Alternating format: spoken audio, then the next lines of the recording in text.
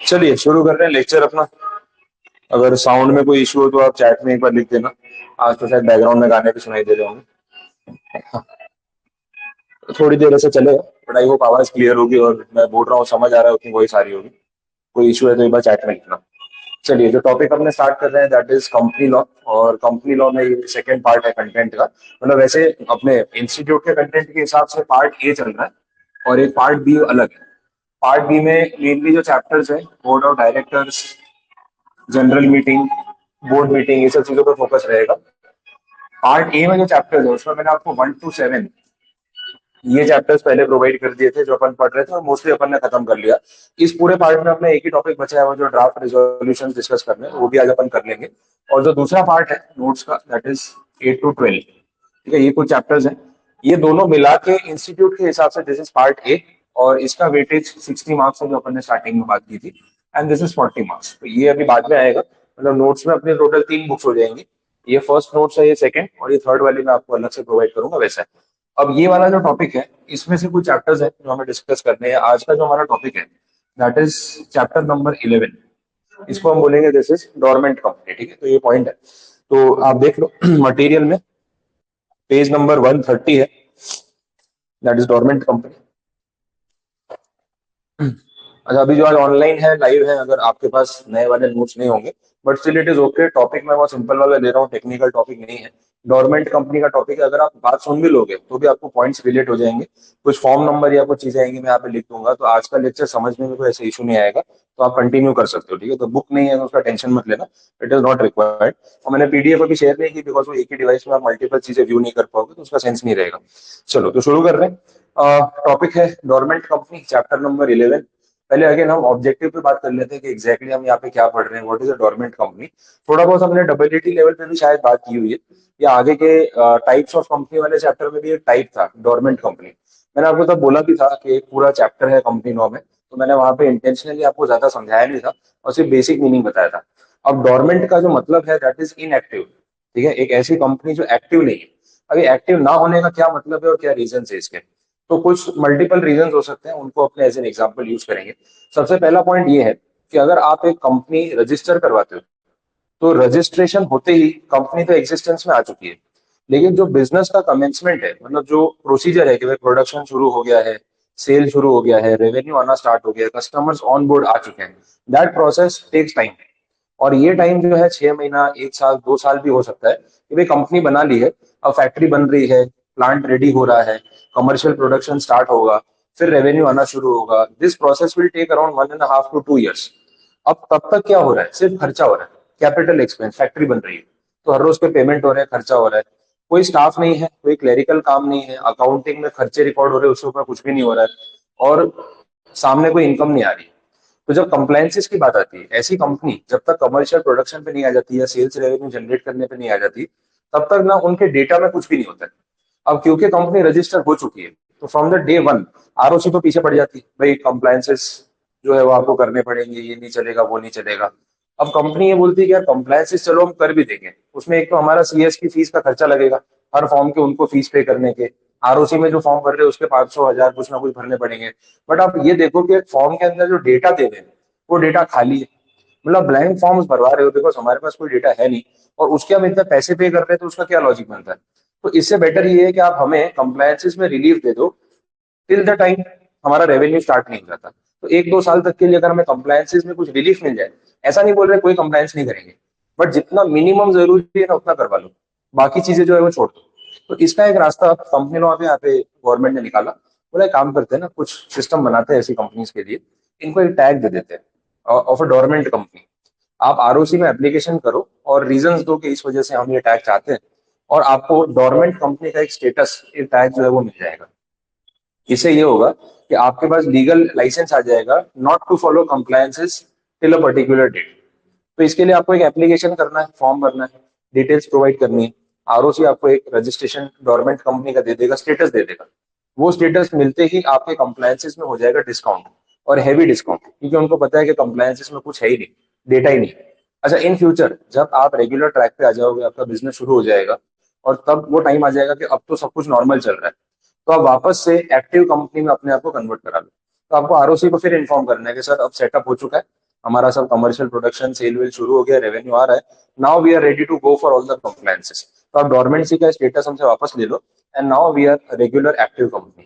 एक active company और एक डोरमेंट कंपनी में डिफरेंस रहता है। एक और सिनारियो है जहां पे ये सिचुएशन अराइज होती है, एंड सब कुछ लीगल और टेक्निकल चीजों की वजह से हो रहा है। जैसे फॉर इंस्टेंस, हम सब लोग मिलके कुछ पैसा कंट्रीब्यूट कर रहे हैं नया बिजनेस शुरू करने के लिए, एंड वो बिजनेस जो है ना वो रिसर्च एंड डेवलपमेंट वाला है।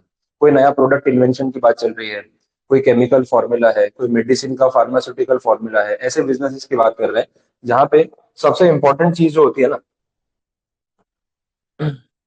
That is IPR.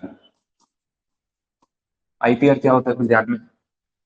Intellectual property rights. इसमें क्या क्या चीजें आती है, थोड़ा डेप्थ में बता दो। पेटेंट, कॉपीराइट, ट्रेडमार्क, डिजाइन, ये सब चीजें आती है। तो दिस इज बेसिकली आईपीआर। और देखो, मेन अगर टेक्नोलॉजी वाली बात हो रही है, या कोई मेडिसिन वाली बात हो रही है, या कोई केमिकल फॉर्मूला की बात हो रही है, कॉम्पोजिशन की बात हो रही है, तो ये सब चीजों में हमें लेना पड़ता है पेटेंट। तो हम पेटेंट को एक एग्जाम्पल बना के चलते हैं। अब ऐसा कुछ है कि हम जो रिसर्च करवाना चाह रहे हैं, तो we are trying to invent a new medicine. Medicinal drugs पे बहुत रिसर्च चलती है, और कितनी बार आता भी है कि बड़ी बड़ी कंपनीज में रिसर्च में अब ये ढूंढ लिया है कि इसकी दवाई मिलेगी उसकी। बीच में आ रहा था अभी लास्ट 6-8 महीने पहले की न्यूज है, मे भी आपने कहीं देखी भी होगी। टाटा कंपनी ने डिक्लेयर किया था, बोले हम लोगों ने कैंसर के लिए जो दवाई यूज होती है उसका इन्वेंशन किया है, तो जो कैंसर में कीमोथेरेपी और वो सब जो लोग लेते हैं तो बड़ी पेनफुल होती है। अच्छा, उसके साथ जो मेडिसिन आती है ना, वो मेडिसिन बहुत महंगी आती है। मतलब बीच में एक और कंपनी का भी केस चल रहा था इसको लेके। एक गोली, single piece of tablet, 3000 rupees, सोचो। और आपको वो टैबलेट कुछ आई थिंक वीकली या डेली एक लेनी पड़ती है, ऐसा कुछ। 3000 रुपये गोली, इंसान कितने लोग अफोर्ड कर पाएंगे? अब कैंसर कोई आपकी बजट देख के तो होने वाला नहीं है, या पैसे वाला इंसान है तो इसी को होगा, गरीब इंसान है तो उसको नहीं होगा, वैसे तो होगा नहीं। तो इतनी महंगी गोली अनअफोर्डेबल हो जाती है। तो महीने की ऐसी 10 गोली खानी पड़ेगी, तो 30,000 रुपये महीना तो वो एक गोली पे चला जाएगा। कैसे अफोर्ड करेंगे? प्लस कीमोथेरेपी अलग। टाटा ने डिक्लेयर किया कि हमने जो पिल डेवलप की है उसके बदले that will cost you 100 rupees only. एक गोली 100 रुपए की, और सामने 3000 रुपए की थी। तो ये सब जो है टेक्नोलॉजी, मतलब जो भी मेडिसिन फॉर्मूला, उस पर रिसर्च चलती रहती है। अब हम सब कंट्रीब्यूट करके एक रिसर्च के ऊपर पैसा खर्च कर रहे हैं।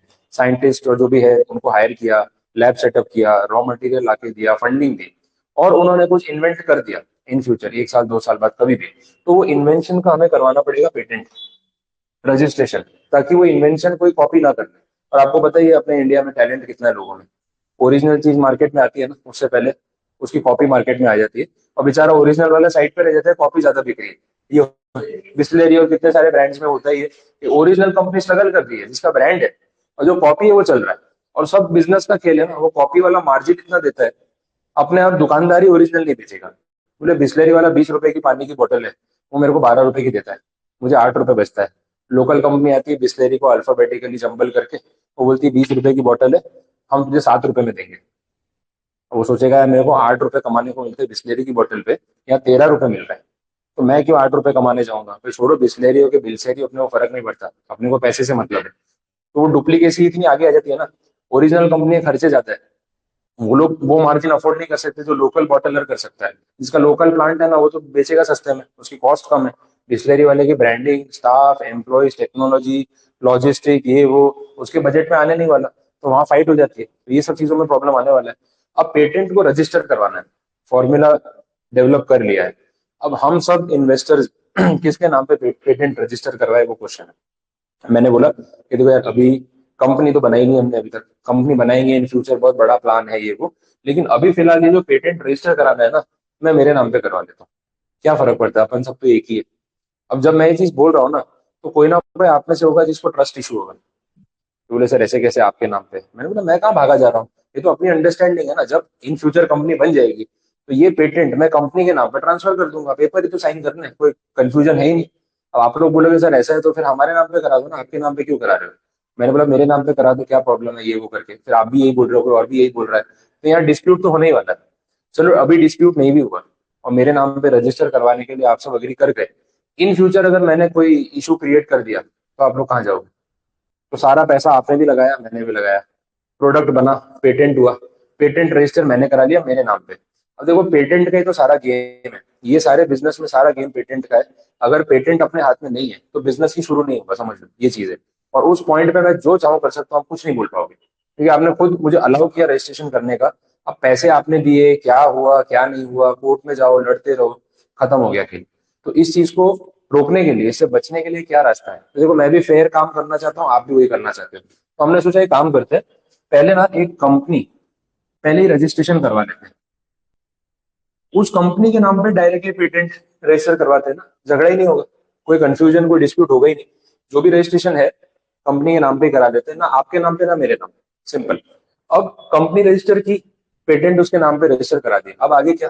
बोला अभी तो ये पेटेंट या जो मेडिसिनल फॉर्मूला है वो रिसर्च और डेवलपमेंट स्टेज पे, R&D स्टेज पे। अभी इस दवाई को बेचने के लिए हमें प्लांट सेटअप करना पड़ेगा, मशीन्स लगानी पड़ेगी, कमर्शियल प्रोडक्शन करना पड़ेगा, उसके बाद रेवेन्यू शुरू होगा। अब ये सब स्टेज आते आते कितना टाइम लगेगा? तो जो भी अपने प्रोफेशनल्स है उन्होंने बोला भाई 2 साल तो कम से कम लग जाएंगे, कोई छोटी बात नहीं है, एटलीस्ट 2 इयर्स। बात वापस घूम फिर के वहीं आ गई कि भाई ये 2 साल तक कंपनी के कंप्लायंसेस का क्या? क्योंकि कुछ भी नहीं है, सिर्फ ऑन पेपर एक कंपनी है, और कंपनी के पास असेट में एक IPR है, उसके ऊपर कुछ नहीं। और अब फैक्ट्री बनानी शुरू की तो पैसा खर्च करना शुरू किया, तो ये 2 साल तक आपके पास ऑप्शन रहेगा कि आप डोरमेंट कंपनी वाला जो फॉर्मेट है, ठीक है, उसका यूज कर सकते हो। ये एक ऑप्शन आपके पास रहेगा। 2 साल के बाद डोरमेंट स्टेटस सरेंडर करके एक्टिव कंपनी बना लो, और फिर अपना वापस जो है कंप्लायंस शुरू कर, तो ये बेसिक स्टोरी है। तो ये सारे रीजंस की वजह से एक डोरमेंट कंपनी वाला ऑप्शन अपने पास रहता है। ठीक है, इंट्रोडक्शन में यही सारी बातें लिखी है, चैप्टर बहुत ही सिंपल है। रेफरेंस में अगर हम देखें तो हमारे पास जो सेक्शन है, यहाँ पे एक सेक्शन है जिसके ऊपर फोकस किया जा रहा है, and that is section number 455। Sections पे अपन हमेशा बात करते हैं कि भाई याद होना चाहिए। तो सेक्शन नंबर 455 यहाँ पे एक रेलिवेंट सेक्शन है। ऑब्वियसली कुछ रूल्स और वो सब चीजें रहती है। फॉर्म नंबर यहाँ पे भी रहेंगे। लास्ट चैप्टर में वो चार्जेस वाले में भी अपने बात कर रहे थे, चार्ज 1 से लेके 9 तक इतने सारे फॉर्म्स थे।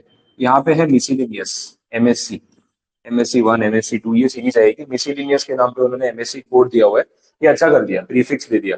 पहले आता था form number 23, form number 39, form number 45। तो 45 कौन सा है वो अपने आप याद रखो, ये MSC 1 MSC 2, तो हाँ मिसिलिनियस है, मतलब इस टॉपिक से रिलेटेड होगा, वो उन्होंने सिंपल कर दिया वैसा। चलिए, तो ये इंट्रोडक्शन वाला पार्ट कंप्लीट है। अब थोड़ा लैंग्वेज भी समझ लेते हैं कि एग्जैक्टली क्या बोला है।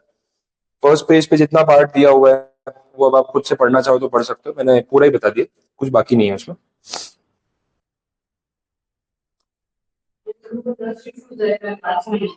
अरे वो इसमें वॉइस आएगा, कोई बात नहीं, चलो देखें। ट्रस्ट इशू की बात कर रहे थे अपन यहाँ पे भी, इसलिए डोरमेंट कंपनी बना ली। चलो देखते हैं। हाँ, तो सेक्शन नंबर 455 का रेफरेंस मैंने आपको दे दिया। IPR की बात हो रही है, इनएक्टिव कंपनी की बात हो रही है, ये सारी चीजें हमने देखी। लास्ट पॉइंट जो है वो खाली समझ लेना। उसमें बोला हुआ है inactive company means a company which is not carrying on any business और ऑपरेशन, मीनिंग समझा है, और वो बात अपन ने भी की। Has not made any significant accounting transaction during last 2 financial years. Company बना ली, लास्ट 2 साल से कोई ट्रांजेक्शन ही नहीं किए। सिग्निफिकेंट अकाउंटिंग ट्रांजेक्शन जो वर्ड यूज कर रहे हैं ना, उसको अंडरलाइन करके रखना, उसका भी अपना एक मीनिंग है, वो हम अभी बात करेंगे। और तीसरा बोला, आपने पिछले 2 फाइनेंशियल ईयर से कोई फाइनेंशियल स्टेटमेंट्स या एनुअल रिटर्न्स जो है वो फाइल नहीं किए।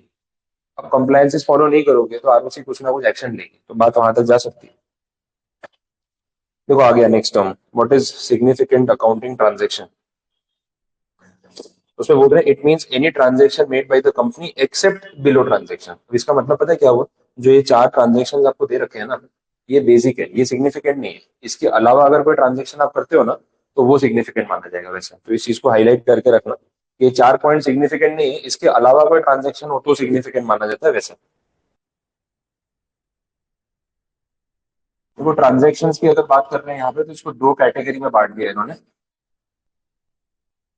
एक बेसिक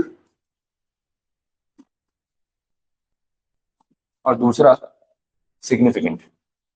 बेसिक ट्रांजेक्शन जो वो है जो हर कंपनी करेगी, मतलब वो डोरमेंट हो या एक्टिव हो, उतने ट्रांजेक्शन तो होते ही हैं। सिग्निफिकेंट मतलब उसके अलावा जो हर कंपनी नहीं करती। अब ये कौन से बेसिक वाले हैं ना, वो ये 4 पॉइंट आपको दिए हुए हैं, तो ये ए से लेके डी तक 4 पॉइंट्स है। ये बेसिक वाले ट्रांजेक्शन है जो ये डोरमेंट कंपनी भी करती है वैसे। फर्स्ट बोला payment of fees by a company to the registrar, वो तो होता ही है रजिस्ट्रेशन वाला पार्ट।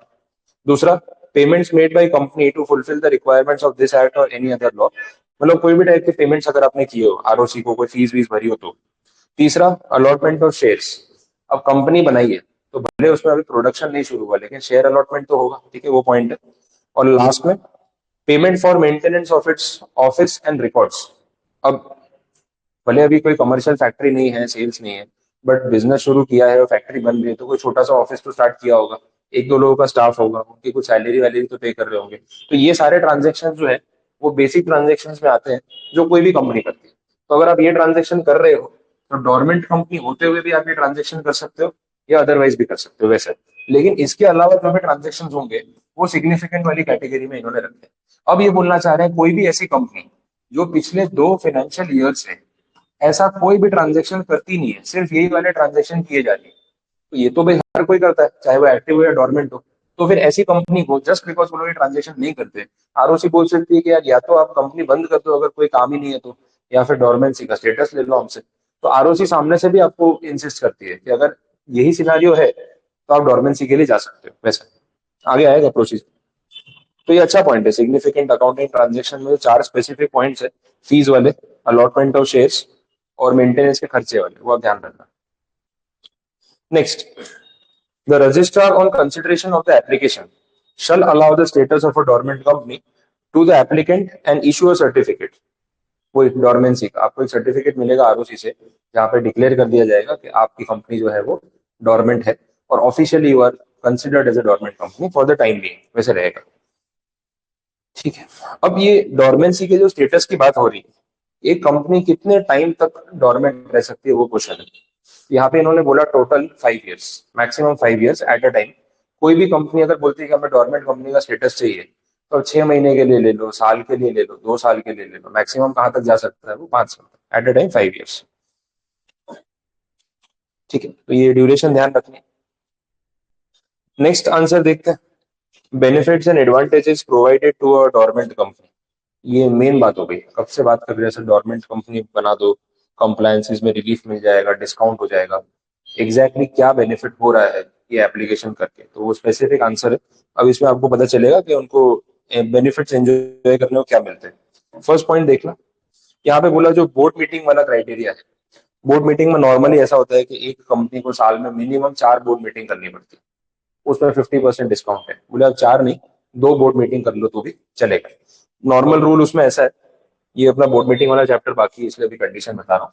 नॉर्मल कंपनी जो बोर्ड मीटिंग करती है, उसमें बोला साल में 4 मीटिंग्स, और 4 मीटिंग में मैक्सिमम जो टाइम गैप होता है वो होना चाहिए 120 डेज मैक्सिमम बोला, ठीक है। यहाँ पे बोल दिया अगर आप गवर्नमेंट कंपनी हो तो आपको 2 बोर्ड मीटिंग करनी है, उतना इनफ है।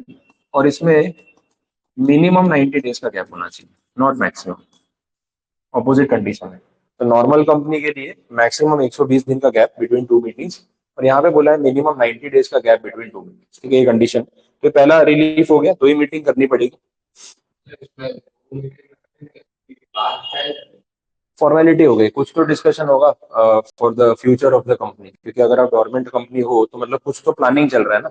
डोरमेंसी का फेज कोई परमानेंट तो है नहीं, तो उसमें आप कुछ तो आगे डिस्कशन कर सकते हो कि इसको एक्टिव कैसे बनाना है, आगे क्या फ्यूचर प्लान है। तो पूरे साल की 2 बोर्ड मीटिंग तो बहुत नॉमिनल होगी, आप नहीं भी बोलोगे और कोई जेन्यून कंपनी होगी तो इतनी मीटिंग्स तो हो ही जाती होगी वैसे, तो इसलिए फॉर्मेलिटी के नाम पे उसको पूरा करना पड़ेगा ताकि बात आगे बढ़े। नेक्स्ट, कैश फ्लो स्टेटमेंट बनाने की जरूरत नहीं है, ये एग्जामेशन दे दिया। वो इन्वेस्टिंग फिनेंसिंग वाला जो कैश फ्लो स्टेटमेंट बनता है, इनको नहीं बनाना पड़ेगा, नॉर्मल कंपनीज को बनाना पड़ता है। ऑडिटर्स जो होते हैं वो चैप्टर भी अपना बाकी है अभी। ऑडिटर्स की रोटेशन पॉलिसी होती है। ऑडिटर्स परमानेंटली एक कंपनी के साथ जुड़े हुए नहीं रह सकते, 5 साल 10 साल का टर्म होता है, फिर उनको स्विच करना पड़ता है वैसा। वो रोटेशन पॉलिसी गवर्नमेंट कंपनी पे एप्लीकेबल नहीं, अकाउंट्स ही नहीं है अभी, तो उसमें ऑडिटर को चेंज करके क्या मिलेगा, तो बोला जाने दो, कोई प्रॉब्लम नहीं। कंप्लायंस कॉस्ट कम हो जाता है, क्योंकि फॉर्म भरने होते हैं ना, तो उसमें फीस वेवर भी होता है, कि आप गवर्नमेंट कंपनी हो तो आपका फॉर्म की फीस कम लगेगी, वैसा भी होता है, तो वो भी एक प्लस पॉइंट है। Dormant status is an advantage to promoters who want to hold IPR, वो बात हो गई। आईपीआर होल्ड करना है, किसी एक के नाम पे नहीं करना है, तो कंपनी के नाम पे कर सकते हो, और 5 साल तक कॉन्जिक्यूटिवली अपने ये एंजॉय कर सकते हैं, वो बात तो अपन ने देखी ली, वो पॉइंट।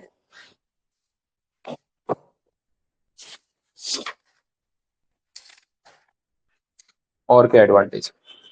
टैक्सेस पे करने की जरूरत नहीं है, ये तो यार अंडरस्टूड था, वैसे भी कमाई नहीं हो रही तो टैक्स किस बात का मांगेंगे। और लास्ट में, it is easier for government companies to reacquire its active status, and it also reduces the cost of incorporation of a new company. Okay,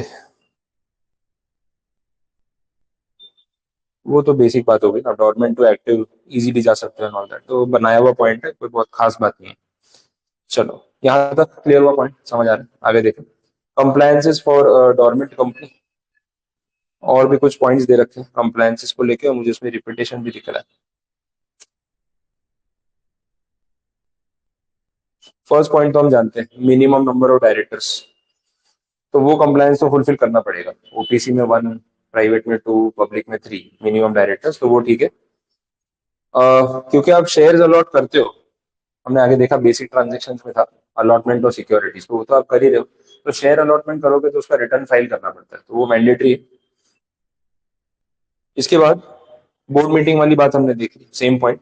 5 years वाला, फाइनेंशियल ईयर वाला पॉइंट भी देख लिया, वो भी सेम है। एक रिटर्न फाइलिंग वाली कंडीशन आ गई, रिटर्न ऑफ डोरमेंट कंपनी, मतलब जितने टाइम तक आप डोरमेंट रहो, जैसे 3 साल 5 साल मैक्सिमम बोला, तो अगर आप कंटिन्यूसली 5 इयर्स तक भी डोरमेंट रहते हो तो इट इज अलाउड। बट उसमें भी ना आपको हर साल एक एनुअल रिटर्न भरना पड़ेगा, एक समरी जैसा, कि पूरे साल में क्या हुआ, कितना खर्चा हुआ, कितना केपेक्स हुआ, आगे क्या प्रोग्रेस हुई, वो सब।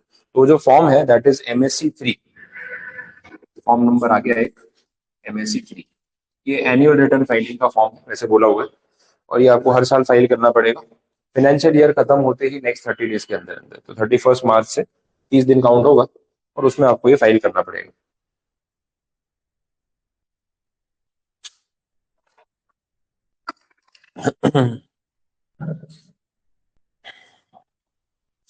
कैश फ्लो स्टेटमेंट नहीं बनाना, पॉइंट रिपीट हो गया, रोटेशन ऑफ ऑडिटर वाला पॉइंट रिपीट हो गया, तो पिछले आंसर जैसे ही है, तो ज्यादा कुछ फर्क नहीं है वैसे। अब चलते हैं प्रोसीजर पे। इवन इस चैप्टर के प्रोसीजर भी बहुत इजी है, सब कुछ कॉम्प्लेक्सिटी है ही नहीं उसके अंदर, सिंपली फॉर्म भरो, अप्लाई करो, और आपको स्टेटस मिल जाएगा, वैसी बात हो रही है। प्रोसीजर में 2 पॉइंट्स में इसको कैटेगराइज किया। एक हो सकता है suo motu application. Suo motu application मतलब आप खुद एज अ कंपनी आरओसी के पास सामने से जाओगे कि सर हमें एक्टिव स्टेटस नहीं चाहिए, अभी डोरमेंट स्टेटस दे दो, बाद में आके वापस एक्टिव करवा देंगे, that is called suo moto, या it's on its own motion, अपने एंड से अप्लाई करना, वैसा है। अब इसके लिए जो फॉर्म भरने की बात हो रही है, दैट फॉर्म इज MSC 1, ये एप्लीकेशन फॉर्म है, कि भाई हमें डोरमेंट कंपनी बनना है, तो उसके लिए आप अप्लाई कर दो। और सुओ मोटो हो रहा है, हम सामने से जा रहे हैं आरओसी के पास, ये कंपनी खुद जाके अप्लाई करेगी कि हमें स्टेटस प्रोवाइड कर दो, ताकि आगे बढ़ सके। जो फीस होगी वो आपको पे करनी पड़ेगी, जहां फॉर्म आता है वहां फीस तो आनी वाली, तो अंडरस्टूड सी बात हो गई वैसा। Next, dormancy by ROC. ROC खुद एक्शन लेगी आपके खिलाफ, आपको बोलेगी देखो भैया, या तो डॉर्मेंट कंपनी का स्टेटस ले लो, या कंपनी बंद कर दो, दो में से एक ऑप्शन है आपके पास। आरओसी ऐसा क्यों करेगी? बिकॉज ये कंपनी रजिस्टर करने के बाद आपने कंप्लायंस ही नहीं किए, ना कोई ट्रांजेक्शन किए, तो एक पॉइंट के बाद आरओसी आपसे सवाल पूछेगी भाई कर क्या रहे हो, ये वैसी बात होगी। तो सिंपल कैसा है, आपने जो एक, जैसे आपका सिम कार्ड है, आपने सिम कार्ड लिया, आप यूज नहीं करते, रिचार्ज नहीं कराते, तो कुछ दिन के बाद ना कंपनी वाले आपको सामने से इन्फॉर्म कर देते हैं कि हम आपका सिम कार्ड डिसेबल कर रहे हैं। तो ऐसा ले तो लिया, यूज करते नहीं हो। ऐसा ये टेक्निकल प्रॉब्लम है थोड़ा, क्योंकि मोबाइल के जो नंबर है, आपका आपका मोबाइल नंबर है, तो उसकी सीरीज है। पहले स्टार्टिंग में मोबाइल फोन आए थे तो सीरीज स्टार्ट हुई थी 9 से, ठीक है, 992409 98251 ऐसी सीरीज आई थी। फिर 9 की सीरीज तो एग्जॉस्ट हो गई, सब लोगों ने नंबर्स ले लिए, इतने सारे सिम कार्ड हो गए, फिर 8 की सीरीज पे आए, फिर 7 की सीरीज पे आए, अभी देखो 6 वाली सीरीज चल रही है। तो इतनी सीरीज बढ़ती जा रही है ना। तो अगर आप सिम कार्ड ले लो, सिम कार्ड क्या 100 200 500 मिल जाता है, लोग ले लेते हैं फिर यूज नहीं करते, वो नंबर ब्लॉक हो जाता है। तो कंपनी क्या करती है, 90 डेज के बाद वो आपका नंबर जो है डीएक्टिवेट कर देती है, बिकॉज आप यूज नहीं कर रहे हो, वो नंबर ब्लॉक हो रहा है, किसी और को काम आ जाएगा, तो सिम कार्ड आपका बंद कर रहे हैं। तो ये कुछ वैसी बात होगी कि अगर कंपनी रजिस्टर करने के बाद कुछ ट्रांजेक्शन ही नहीं कर रहे हो, तो आरओसी सवाल पूछेगा ना, भाई फिर आपने कंपनी बनाई क्यों, हमें डेटा मेंटेन करना पड़ रहा है, बार बार नोटिस भेजना पड़ रहा है, कंप्लायंसेस आप लोग करते नहीं हो, अगर यही करना है तो कंपनी बंद कर दो। और अगर टेम्पररी है तो डोरमेंसी का स्टेटस लेके जाओ, सामने से आपको बुलाएंगे। तो ये दूसरा पॉइंट हो गया। तो ये क्यों होगा, वो पॉइंट सेम है जो पीछे अपन ने देखा। एक कंपनी जिसने पिछले 2 साल से फाइनेंशियल रिटर्न्स या जो एनुअल रिटर्न्स है, फाइनेंशियल स्टेटमेंट्स है, वो सबमिट नहीं किए, तो आरओसी बुला के पूछे कि भाई 2 साल से कहाँ हो, कोई डेटा ही नहीं दिया, तो अब क्या करना है आगे बता दो, डोरमेंसी चाहिए या फिर हम आपकी कंपनी का नेम रजिस्टर में से हटा दें, जिसको बोलते हैं स्ट्राइकिंग ऑफ। तो फिर दूसरा ऑप्शन ये है कि हम स्ट्राइकिंग ऑफ के लिए जा सकते हैं। तो धमकी दे रहे हैं आपको और कुछ नहीं है, कि सुधर जाओ। तो नीचे वही बोला, it is not always that the company goes to the ROC for asking for dormancy status. ROC suo motu action या आरओसी अपने एंड से एक्शन ले सकती है, ये भी हो सकता है। आरओसी में मैं सुओ मोटो वर्ड नहीं यूज करूंगा, फिर कंफ्यूजन हो जाएगा। बाकी 5 साल वाली बात तो उन्होंने क्लियर करी थी, वो हम देख चुके हैं। तो dormancy is the first stage, नहीं सेट हो रहा है तो नेक्स्ट ऑप्शन है कि फिर आप डायरेक्टली स्ट्राइकिंग ऑफ के लिए जा सकते हो, कंपनी का नाम कैंसिल कर देंगे। एक पर्टिकुलर कंपनी को डोरमेंट स्टेटस लेना हो तो किन चीजों का ध्यान रखना पड़ेगा, उसको बोलते हैं प्री रिक्विजिट्स, रिक्वायरमेंट्स जो पहले से फुलफिल करनी पड़ेगी। इसमें दोनों पॉइंट्स है, इस सिचुएशन में आपको डोरमेंट स्टेटस मिलेगा, इसमें नहीं मिलेगा, उस टाइप की बात हो रही। पॉइंट वाइज चलते हैं। सबसे पहले बोला, एनी इंस्पेक्शन, इंक्वायरी और इन्वेस्टिगेशन हैज बीन ऑर्डर्ड और टेकन अप और carried out against the company. अब आपके खिलाफ इन्वेस्टिगेशन चल रही है, शुरू हो चुकी है या अनाउंस हो गई, इन बिटवीन आप बोलोगे डोरमेंट स्टेटस दे दो, आरओसी बोलेगी नहीं, इन्वेस्टिगेशन चल रही ना तब तक नहीं देंगे, इन्वेस्टिगेशन पूरी होने तो उसके बाद ले लेना, ये option. Any prosecution has been initiated and pending against the company under any law, कोई कोर्ट में केस चल रहा है आपके खिलाफ, तो ऐसे पॉइंट में डोरमेंसी की तरफ तो जा ही नहीं सकते, उल्टा अभी तो सब डेटा चाहिए। तो भाई एक्टिव रहो, सपोर्ट करो लीगल सिस्टम को, मैटर सॉल्व हो जाए उसके बाद बात करेंगे, ये वैसी बात है। तीसरा, आउटस्टैंडिंग लोन्स अगर है आपके सिक्योर्ड या अनसिक्योर्ड, तो भी प्रॉब्लम आ सकती है। फिर डोरमेंसी में चले गए ना तो वो लोन्स का क्या होगा, फिर सब इधर उधर हो जाएगा, तो डिनाई कर सकते हैं उस बेस पे कि जस्ट बिकॉज आपके लोन्स आउटस्टैंडिंग है, we are not allowing you to go for dormancy, वैसा। पब्लिक डिपॉजिट वाला पॉइंट भी सेम है, सी पॉइंट और डी पॉइंट वही हो गया। डिपॉजिट आउटस्टैंडिंग है या फिर डिफॉल्ट, सब कॉमन सेंस पे चलता है। किसी के पैसे उधार लेके बैठे हो तो डोरमेंट हो जाओगे, तो बेचारा रिकवर कैसे करेगा, तो प्रॉब्लम नहीं आना चाहिए।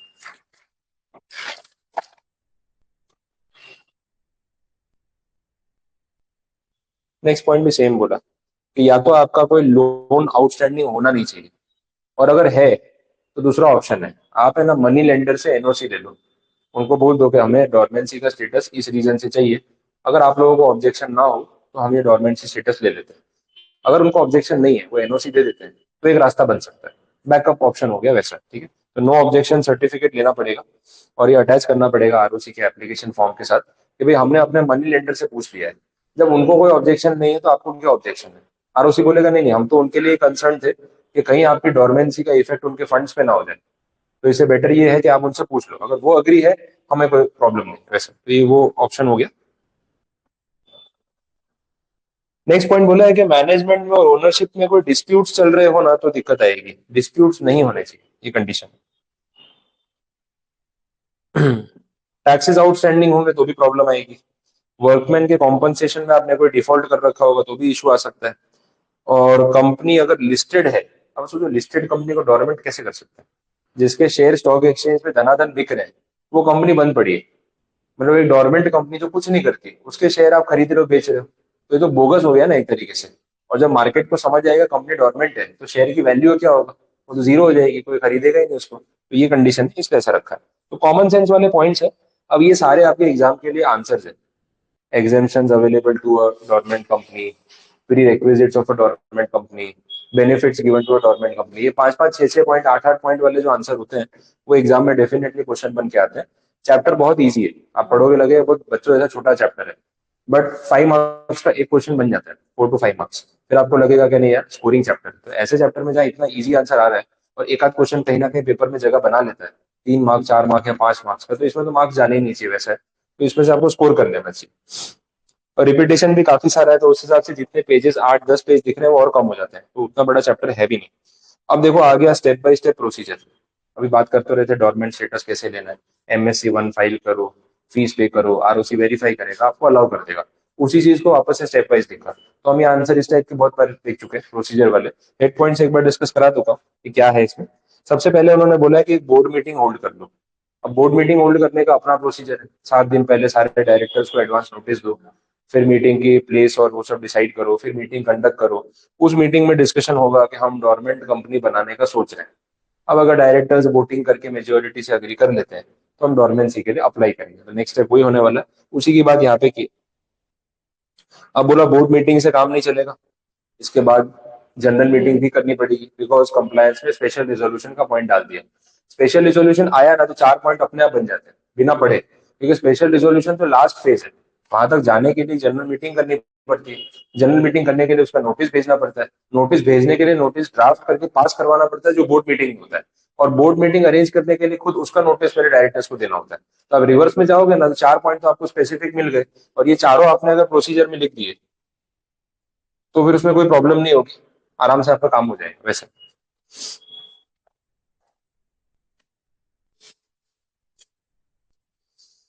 ठीक है, नेक्स्ट अगला पॉइंट आपके सामने जनरल मीटिंग वाला, तो आप जानते ही। MGT 14 आपको पता है। देखो प्रोसीजर में 50% चीजें रिपीट हो रही है। अभी अपन ने कितनी जगह पढ़ लिया, board meeting, general meeting, MGT 14, repeat answer. अब आगे MSc 1 जिसकी बात अभी हो रही थी, कि MSc 1 आपको फाइल करना पड़ेगा as an application form to ROC। और ये कब फाइल करना है, स्पेशल रेजोल्यूशन पास करने के 30 दिन के अंदर अंदर, 30 days from passing special resolution.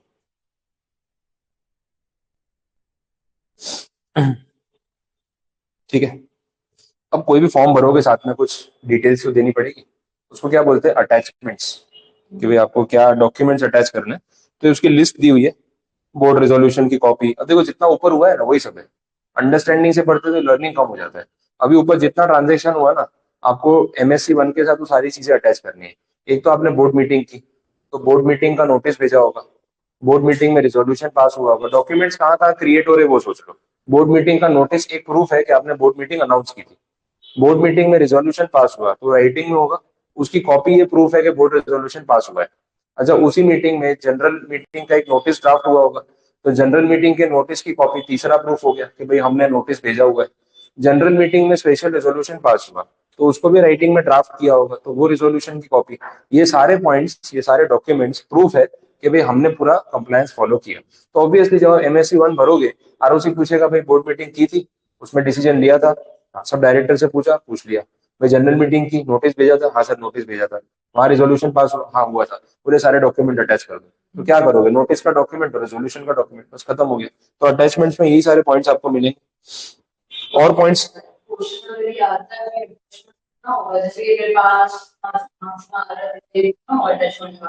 A, 5 marks में पूरा प्रोसीजर आ रहा है, तो आप नहीं कोट करोगे तो एक बार चल जाएगा, बिकॉज फिर अंदर बहुत सारे पॉइंट्स है। बट स्पेसिफिक अगर MSc 1 के बारे में पूछा है, तो ये लिखना। टोटल प्रोसीजर पूछा है ना, तो आप उसमें कट शॉर्ट कर सकते हो। उसमें सिर्फ MSc 1 में मेंशन कर देना कि भाई फॉर्म के साथ आपको मतलब जो भी प्री रिक्विजिट्स हैं या रिक्वायर्ड अटैचमेंट्स हैं, वो आपको सबमिट करने होते हैं। बट उसमें डेप्थ में नहीं जाएंगे तो चलिए। बट बात MSc 1 की हो रही है कि एप्लीकेशन कैसे करते हैं, या उसका फॉर्म कौन सा होता है, तो उसमें आपको डॉक्यूमेंट्स के बारे में मेंशन करना पड़ सकता है। थोड़ा स्पेसिफिक पूछेंगे, आइडिया आ जाएगा, इसलिए वो प्रॉब्लम नहीं है। तो देख लो लिस्ट में वही है, बोर्ड रिजोल्यूशन की कॉपी, स्पेशल रिजोल्यूशन की copy, statement of affairs duly certified by CA और ऑडिटर। स्टेटमेंट ऑफ अफेयर्स में क्या होता है ना, कंपनी के अकाउंट्स, क्योंकि अभी तक फिलहाल क्या अकाउंटिंग हुई है, उसके बारे में आप थोड़ा बता दो। फिर एक ऑडिटर का साइन ले लो, ताकि चार्टर्ड अकाउंटेंट ने वेरीफाई किया हो तो हमें भी टेंशन नहीं रहेगी वैसा। नेक्स्ट पॉइंट वो लोन्स वाला आ गया, कि मनी लेंडर है उसका NOC ले लो, वो ऊपर अपन ने देखा ही था, तो रिलेट हो जाएगा। कंपनी की जो लेटेस्ट फाइनेंशियल कंडीशन है वो बता दो, एनुअल रिटर्न है वो सबमिट कर दो। NOC वाली बात हो ही गई। एक सेकंड, ये कॉल पे।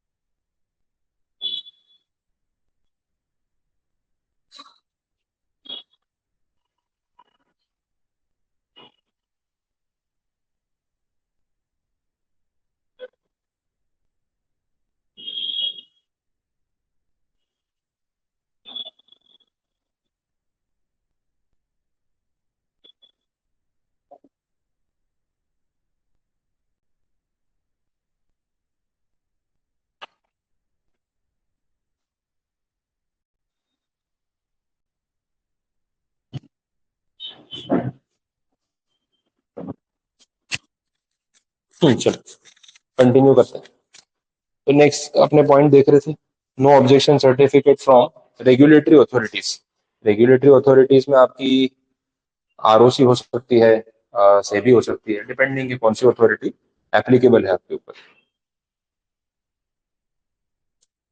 ये देख लो ना, उसमें चल रहा है लाइव बराबर। हाँ।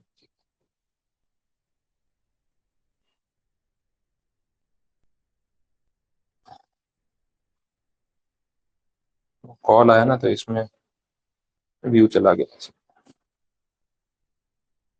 कॉल कट करो ना तो लोग मैसेज करने के बदले 2 बार और फोन करते हैं।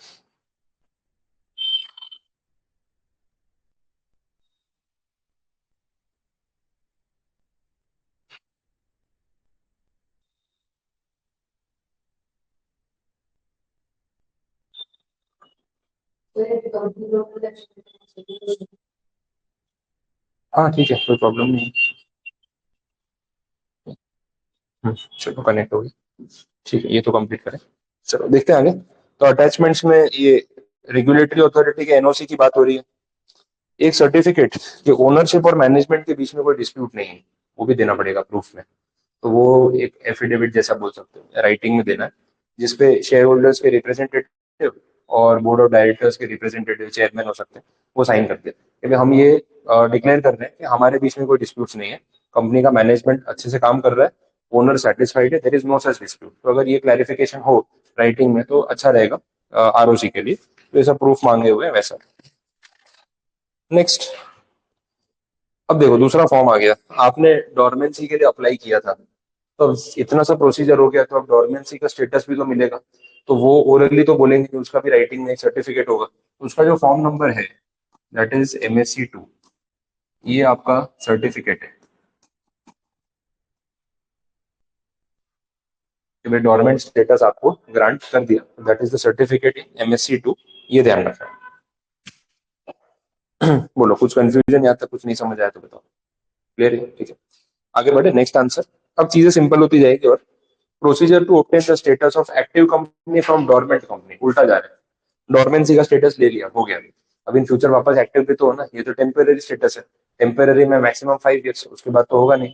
तो जब एक्टिव कंपनी में फिर से कन्वर्ट करोगे तो आपको एप्लीकेशन फॉर्म भरना पड़ेगा कि भाई हमें एक्टिव कंपनी का स्टेटस दे दो। तो वो जो एप्लीकेशन फॉर्म आपको भरना है वो है MSC 4,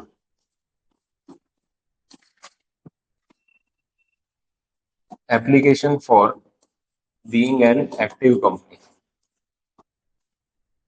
कि भाई वापस से एक्टिव स्टेटस दे दो, डोरमेंसी का स्टेटस जो है वो हटा दो। बोले सर MSC 3 कहाँ चला गया?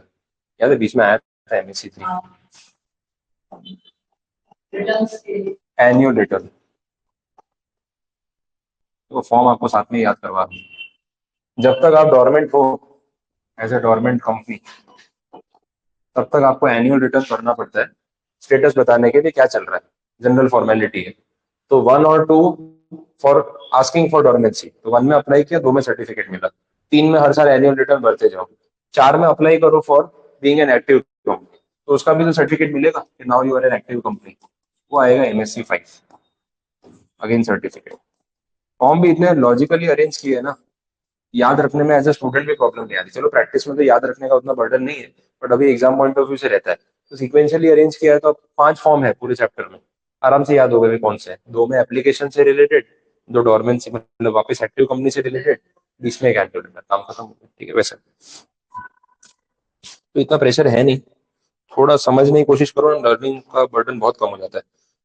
अब रटने बैठ जाओ ना तो फिर वो मैकेनिकली लोग लग जाते हैं, लाओ बुक दे दो, पूरा रट्टा मार लेंगे कि आंसर लर्न कर लूंगा। क्यों इतना दिमाग पे प्रेशर डाल रहे हो? लर्निंग में ज्यादा प्रेशर, मतलब रटने में ज्यादा प्रेशर है, अंडरस्टैंडिंग में इतना नहीं है। अब थोड़ा लॉजिकली ध्यान रखो और पॉइंट वाइज सिर्फ सीक्वेंस में लिखना आ जाए ना, तो सब्जेक्ट्स वॉल्यूम वाले इजी हो जाते हैं। और ऐसा सब्जेक्ट आप मटेरियल देख ही रहे हो, एक एक आंसर रटने वाला काम करना ही नहीं है। अब ये पूरा डोरमेंट स्टेटस का जो चैप्टर है वो इतना बेसिक और सिंपल चैप्टर है, आपको जनरली अगर चीजें पता है, आपको कोई ऐसे ही पूछ ले भाई क्या है, तो 90% पॉइंट्स तो आप अपने मन से भी लिख सकते हो और वो राइट भी हो जाएंगे। तो मार्क्स स्कोर करना इतना डिफिकल्ट नहीं होता है, बट वो लर्निंग के प्रेशर पे नहीं जाना चाहिए। लैंग्वेज यहाँ मैटर ही नहीं करती है वैसे। नेक्स्ट पेज पे आप देख लो, वही बोला है, MSC 3 में रिटर्न प्रिपेयर करो, MSC 4 में फॉर्म फाइल करो, MSC 5 में सर्टिफिकेट ले लो, खत्म हो गया। लैंग्वेज आपको पता चल जाएगी, उसमें कोई इशू नहीं है।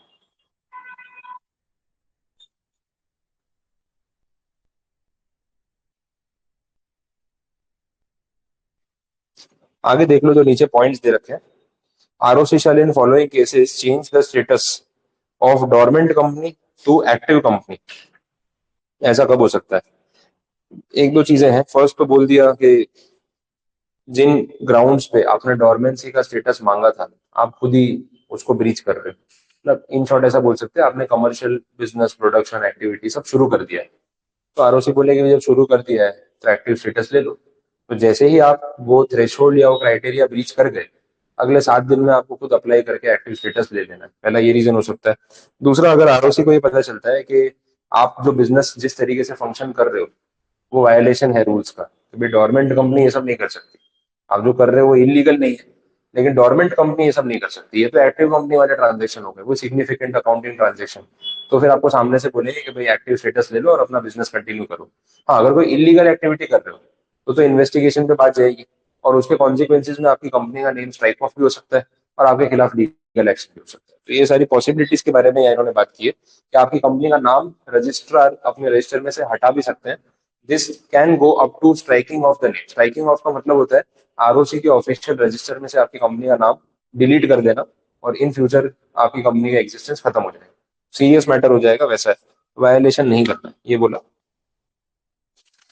ठीक है, तो थियरी यहाँ पे इस चैप्टर की आपकी कंप्लीट है पूरी।